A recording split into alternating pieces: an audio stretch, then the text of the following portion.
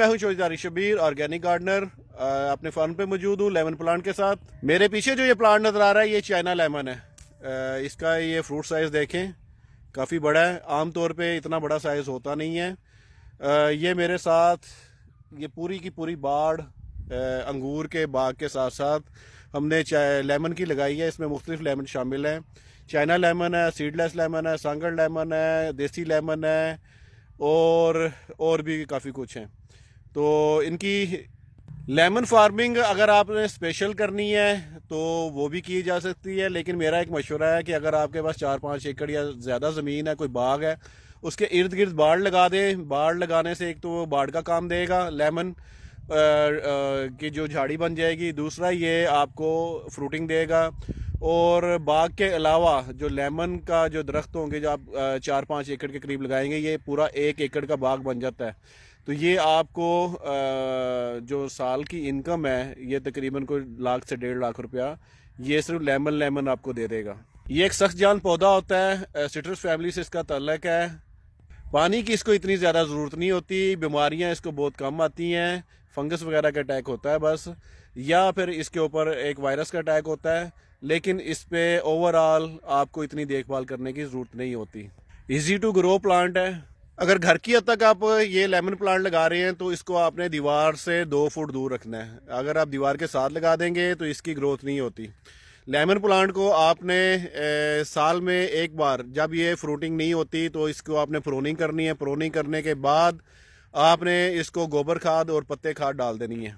अक्सर जो घरेलू पैमाने पे जिन लोगों ने लेमन लगाया तो उनका एक ही सवाल होता है कि फूल बनते हैं और गिर जाते हैं। तो जैसा कि आपको मैंने पहले बताया कि लेमन प्लांट को पानी की कम ज़रूरत होती है। जब ये फ्लावरिंग पे होता है आपने इसको पानी नहीं देना, बस इसकी ज़मीन को गोडी करनी चाहिए, हमेशा गोडी करनी चाहिए। लेकिन गोडी जड़ों के बिल्कुल साथ नहीं करनी आपने, तने के बिल्कुल साथ नहीं करनी। तने से 1 फुट छोड़ के आपने इसको गोडी करनी है। इसकी जड़ें डैमेज हो जाती हैं अगर आप बिल्कुल तने के पास करते हैं। तने को आपने इसको मिट्टी लगानी है। पानी आप दे सकते हैं जब इसकी फ्रूटिंग हो रही हो, फ्रूटिंग थोड़ी सी छोटी है, सब्ज़ है, तब आप इसको पानी दे सकते हैं। अच्छा, इसके साथ आप न्यूट्रिएंट्स में गोबर खाद और पत्ते खाद डाल सकते हैं। प्रोनिंग जो होती है हर फलदार पौधे के लिए बहुत अहम होती है। जितनी आप प्रोनिंग करेंगे, जितनी नई शाखें बनेगी, उतनी फ्रूटिंग ज़्यादा होएगी।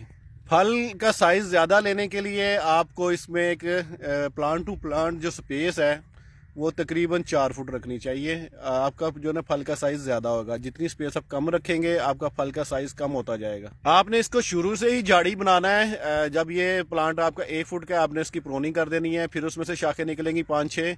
जब वो 1 फुट की होती हैं फिर आपने प्रोनिंग कर देनी है। इस तरह आपने ना शुरू से ही इसको ये झाड़ी नुमा लेके जाना है, नीचे से ही झाड़ी लेके जाना है।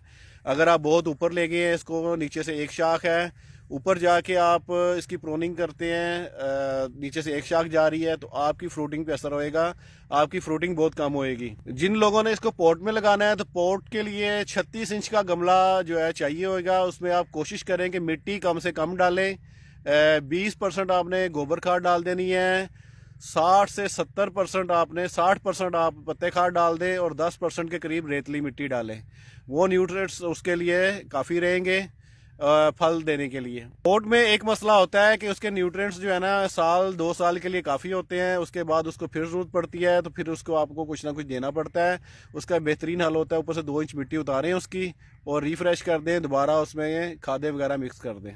जी, ये मेरे पीछे जो ये प्लांट नज़र आ रहा है ये सीडलेस लेमन है। इसको फ्लावरिंग हो रही है। इसकी फ्रूटिंग होएगी गर्मियों में। जो चाइना लेमन है ये सदाबहार है, ये सारा साल फल देता है। लेकिन जब आपको फल की ज़रूरत होती है मई जून में, तब आपको इसका फल नहीं मिलता। सब्ज़ होएगा, सब्ज़ आप इस्तेमाल कर सकते हैं लेकिन वो पकता नहीं है। इसके लिए आपको ये सीडलेस लेमन या देसी लेमन या एक सांगड़ लेमन है या अमेरिकन लेमन, इस तरह की कोई नस्लें हैं मुख्तलिफ, आप उनको देखें। आपके जो है रीजन, जो आपका इलाका है, उसी के हिसाब से उसकी फ्रूटिंग में फ़र्क होता है।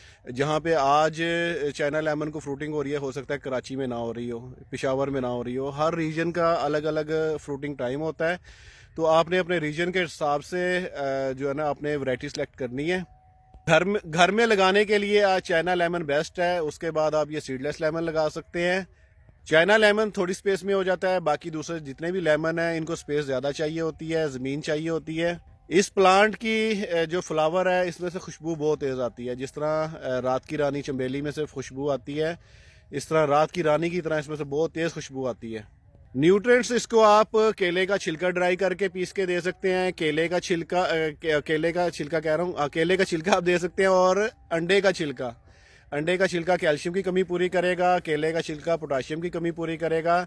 दोनों इसके फल के लिए ज़रूरी हैं, साथ गोबर खाद और पत्ते खाद। बस इतना ही है इसके लिए कोई ज़्यादा ख़ास केयर नहीं है। अल्लाह हाफिज़।